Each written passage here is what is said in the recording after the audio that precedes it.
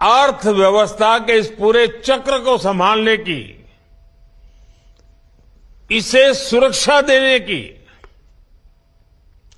बहुत बड़ी जिम्मेदारी आप सभी, जब ये सुरक्षा कर्मी के रूप में आपका जीवन आरंभ हो रहा है, आपका कार्य आरंभ हो रहा है, तो कितनी जिम्मेवारी आपके सर पर है, इसका आप भली भांति अंदाज लगा सकते हैं।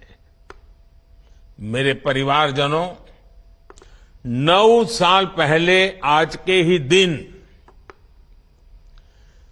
प्रधानमंत्री जन धन योजना लॉन्च की गई थी। इस योजना ने गांव और गरीब के आर्थिक सशक्तिकरण के साथ ही रोजगार निर्माण में भी बहुत बड़ी भूमिका निभाई है। 9 साल पहले देश में बहुत बड़ी संख्या में लोगों के पास बैंक खाता ही नहीं था, बेचारों ने बैंक का दरवाजा नहीं देखा था। लेकिन जनधन योजना के कारण बीते 9 वर्षों में 50 करोड़ से ज्यादा नए बैंक खाते खुल चुके हैं। इस योजना से गांव गरीब तक सरकारी लाभ सीधे पहुंचाने में तो मदद मिली ही है, और साथ ही महिलाओं, दलितों, पिछड़ों, आदिवासियों के रोजगार और स्वरोजगार को इससे बहुत बल मिला है। जब गांव गांव में बैंक खाते खुले तो इसके लिए बैंकिंग कॉरेस्पोंडेंट्स के रूप में, बैंक मित्र के रूप में लाखों युवाओं को अवसर मिले। बैंक मित्र हो, बैंक सखी हो, इसके रूप में हमारे हजारों बेटे बेटियों को रोजगार मिला। आज 21 लाख से अधिक युवा साथी बैंकिंग कॉरेस्पोंडेंट, या तो कहें बैंक मित्र या बैंक सखी के रूप में गांव गांव में सेवाएं दे रहे हैं। बड़ी संख्या में डिजिटल सखियां महिलाओं और बुजुर्गों को बैंकिंग सेवा से जोड़ रही है। इसी प्रकार जनधन योजना ने रोजगार और स्वरोजगार के एक बड़े अभियान मुद्रा योजना को बल दिया। इससे महिलाओं सहित उन वर्गों को छोटे छोटे बिजनेस के लिए लोन लेना आसान हुआ जो कभी इसके बारे में सोच भी नहीं सकते थे। इन लोगों के पास बैंकों को देने के लिए कोई गारंटी नहीं होती। ऐसे में सरकार ने खुद उनकी गारंटी ली। मुद्रा योजना से अभी तक 24 लाख करोड़ रुपए से अधिक के लोन दिए जा चुके हैं।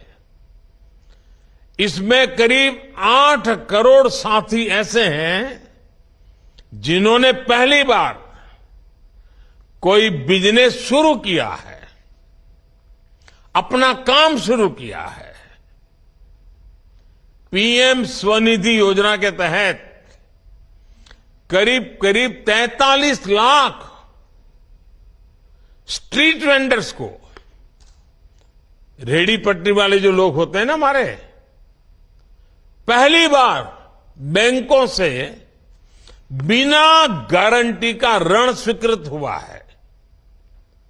मुद्रा और स्वनिधि के लाभार्थियों में बड़ी संख्या में महिलाएं, दलित, पिछड़े और मेरे आदिवासी युवा हैं। जनधन खातों ने गांवों में महिला सेल्फ हेल्प ग्रुप्स को मजबूत बनाने में भी बहुत मदद की है। आजकल तो मैं गांव में जाता हूं, जब महिला सेल्फ हेल्प ग्रुप की बहनों को मिलता हूं तो कई तो उसमें से आके गए मैं तो लखपति दीदी हूं। ये सब इसी से संभव हुआ है। सरकार जो आर्थिक मदद करती है वो महिला सेल्फ हेल्प ग्रुप से जुड़ी महिलाओं के बैंक खातों में अब सीधे जमा होता है। जनधन योजना ने देश में सामाजिक और आर्थिक परिवर्तन को गति देने में जो भूमिका निभाई है वो वाकई हमारी बड़ी बड़ी यूनिवर्सिटीज के लिए अध्ययन का विषय है। साथियों, अब तक रोजगार मेले के अनेक आयोजनों में लाखों युवाओं को मैं संबोधित कर चुका हूं। उन युवाओं को पब्लिक सर्विस या अन्य क्षेत्रों में रोजगार मिला है। गवर्नमेंट और गवर्नेंस में बदलाव लाने के मिशन में आप सभी युवा मेरी सबसे बड़ी ताकत है। आप सभी उस पीढ़ी से आते हैं जहां सब कुछ बस एक क्लिक पर मिल जाता है। इसलिए आप समझ सकते हैं कि लोग हर सर्विस की तेज डिलीवरी चाहते हैं। आप अच्छी तरह जानते हैं कि आज की पीढ़ी समस्याओं का टुकड़ों में समाधान नहीं चाहती, उन्हें स्थायी समाधान चाहिए।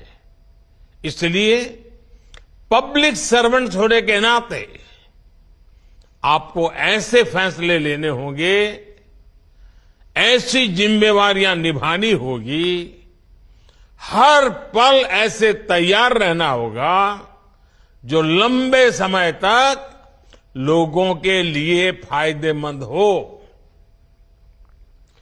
आप जिस पीढ़ी से संबंध रखते हैं वो कुछ हासिल करने का इरादा रखती है।